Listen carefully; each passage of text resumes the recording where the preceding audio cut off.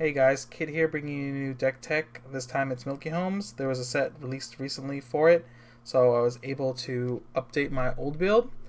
Currently still tinkering around some. I've played this current version in a few tournaments and a lot of playtesting. I really like it right now. It kind of feels like it's missing something still.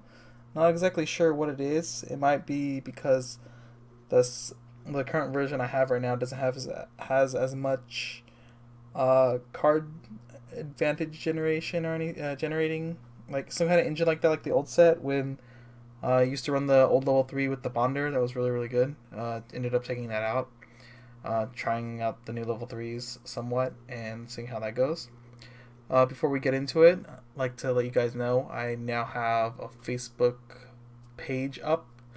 You can find it at facebook.com/burn1blog. Should be able to find it that way, or I'm just going to put a link on the screen so you guys can click and go there.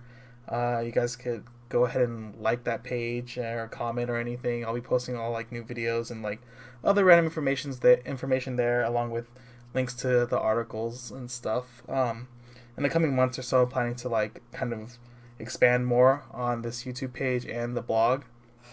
Hopefully turn it into something kind of cool and see how that goes. A few shout outs before we start too. Shout out to Triple Crown. They sponsor me and they are awesome. I'm always able to like go to a lot of events and participate in a lot of stuff because of them. And also SNK Cards. If you guys are ever in the SoCal area and go to a place called Frankensons, you'll be able to find a booth there called SNK Cards. It's one I work at, and it's awesome. I have a lot of white stuff there and other like Japanese goods for the most part. Anyway, let's get into this. So the deck for the most part kind of keeps its old like level 1 game, some of the 0 game, but with the added new cards, it's kind of made it better for the current meta compared to the old one, since anti-heal and stuff is a thing along with anti-salvage. So with the new cards, it makes the deck a little bit more consistent against the new stuff. Anyway, like the old build, we have 4 Cordelia beaters. If they're alone, they gain 1 level and 4k. Kind of annoying for people to beat. Randomly generate a card or 2 for you if your opponent can't kill it. Still have the old PR level 0. This Cordelia that on play you mill the top 2 cards of your deck, and then if you hit a climax, at rest. Good way to mill your deck when you know you're out, and also still 4k beater, which is also relevant in this deck if you remember the last video. Next, we added 2 of this Cheryl right now.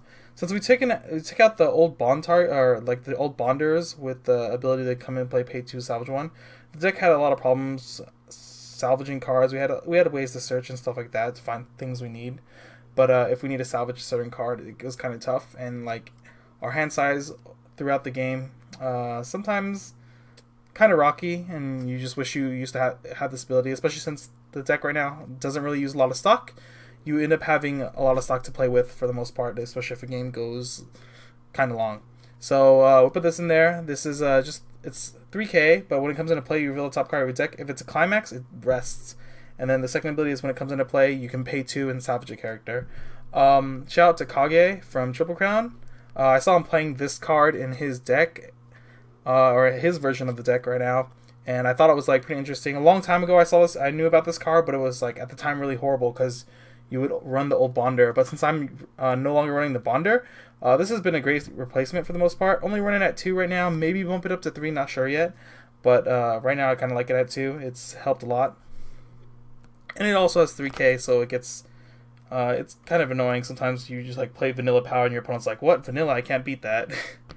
Here's a new card. Has the actual voice actor on it. It's a pay 1 on attack, ditch 1, and search for a detective. Helps fix your hand and stuff and set up your level 1 game. And the supports we run are kind of a little bit low, so a lot of times you can use this to search for your supports and things like that. What's very important about this card is that it has book trait, which synergizes with one of our other cards I'll be showing you later, but you're able to search for this whenever you want for the most part. It's been a great card. Payout climaxes too, whenever you trigger them, since it's on attack. We run only 2 of the come into play, ditch a climax from your hand, salvage a character. We run gold bar in the deck now, so it's kind of important that we still have this, but we cut it down from 3.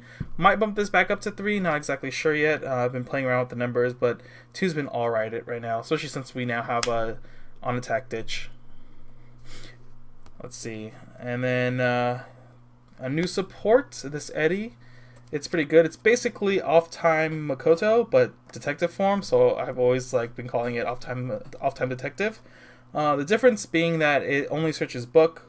That's why it's kind of important that our searcher is book, and part of our in-game is also book trait.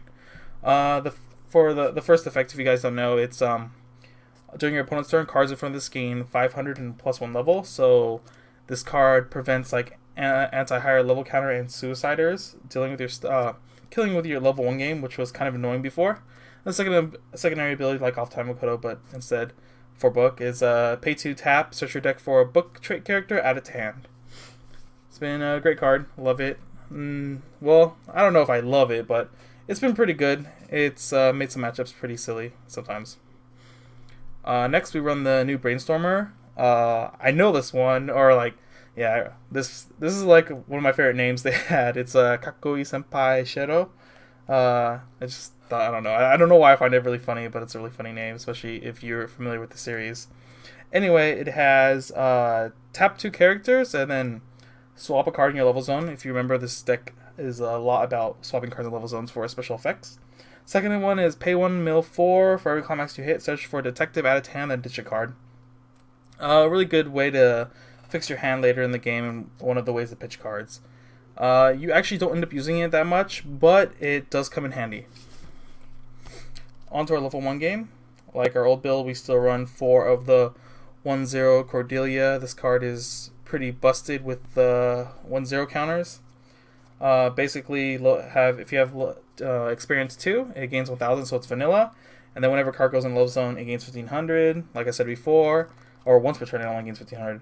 But before your opponent can misplay, like if you're at 1-6 and they swing for 1, then you level up and it gains 1500 power. Basically, during your turn, this is always like a 1-0-7k, 1-0-7-5. And then on opponent's turn, you can counter up to 10-5, which is the best part.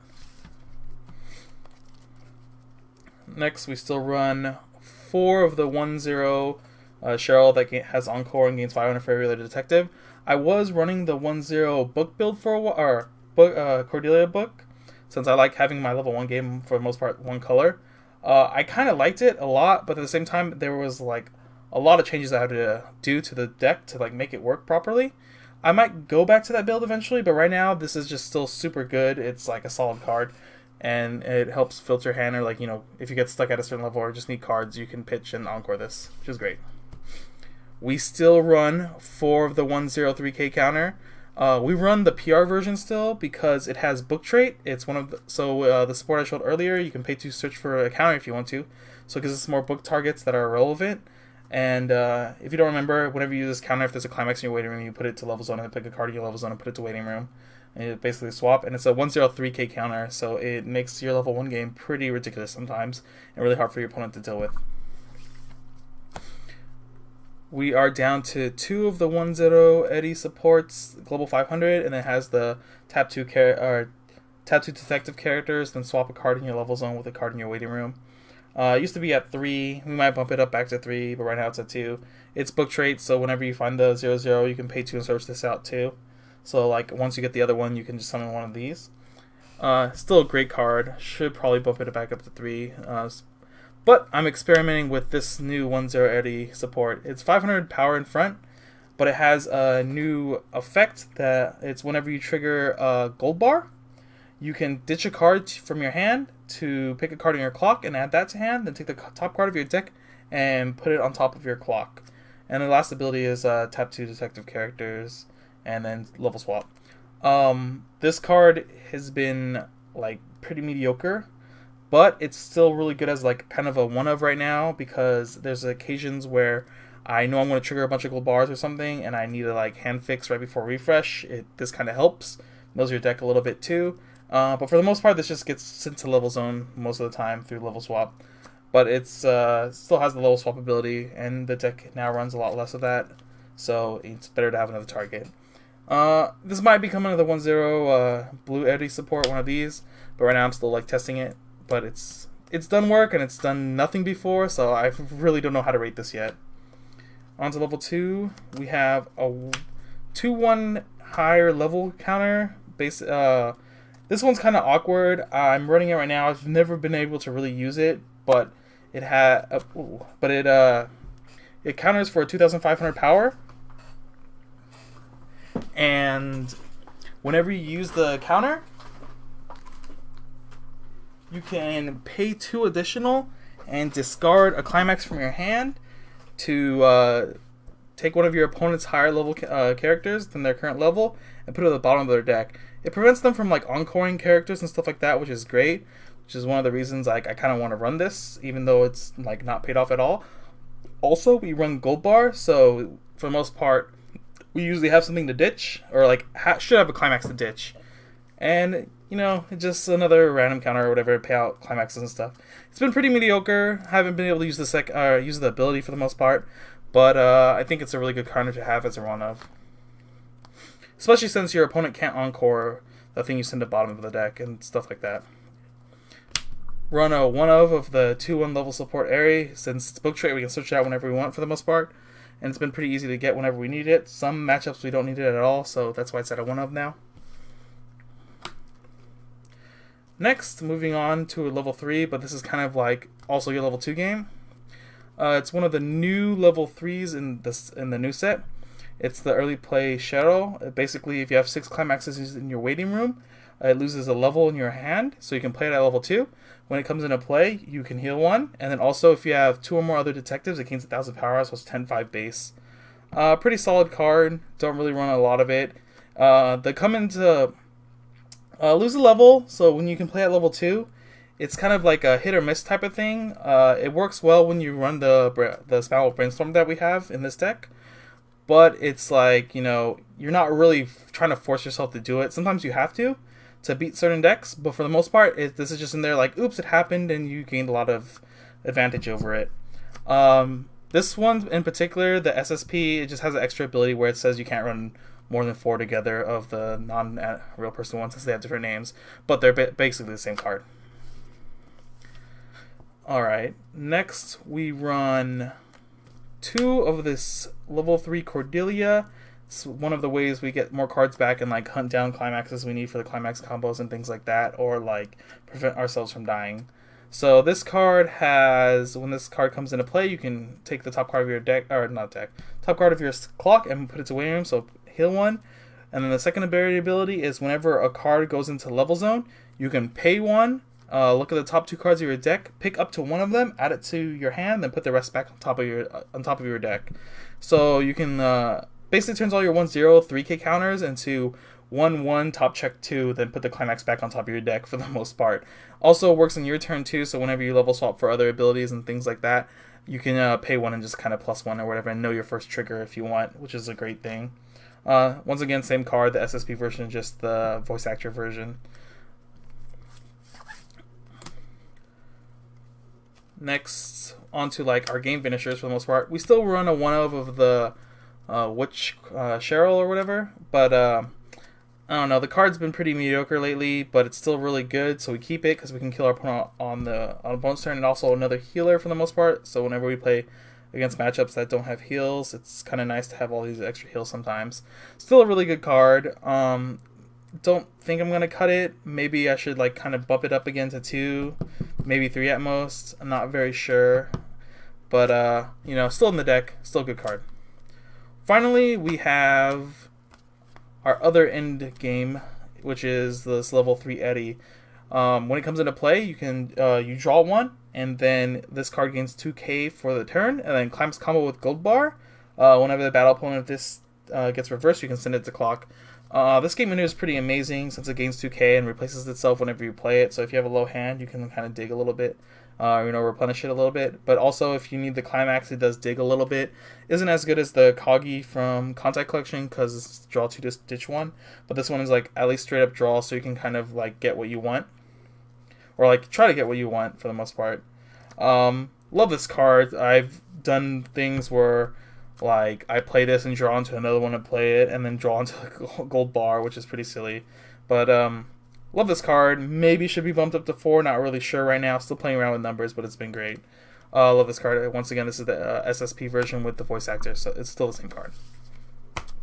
Finally, 4 gold bars because the climax combo, and it circumvents anti-salvage, so we can plus off of this. And then finally, we have 4 gates because gates are good and we run red, even with anti-salvage. Before I was running book, like I said, with the old, or not the old, but the new 1-0 Cordelia climax combo with the book. I still want to try that and mess around with that more, but right now, this is it. Some things to mention about the deck. I think where the deck got all its buffs at for the most part is definitely like the end game. I think all the level 3s are like the new ones are pretty amazing. That's why I've like took the Witch Cheryl down to like 1, but not exactly 100% sure on this build. I've like done well in all of the tournaments I've played with it. I believe I won 1 or 2 of them with it. I've only played like in 4 tournaments or 5 tournaments so far, but like with this version. But I've done very well in all of them and played a lot of different matchups. So I'm like pretty confident this version's doing very like.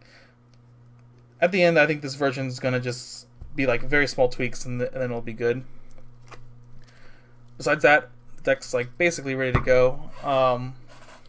Any questions about it, just I guess comment below and stuff. Make sure to subscribe if you enjoyed this, and also like our Facebook page.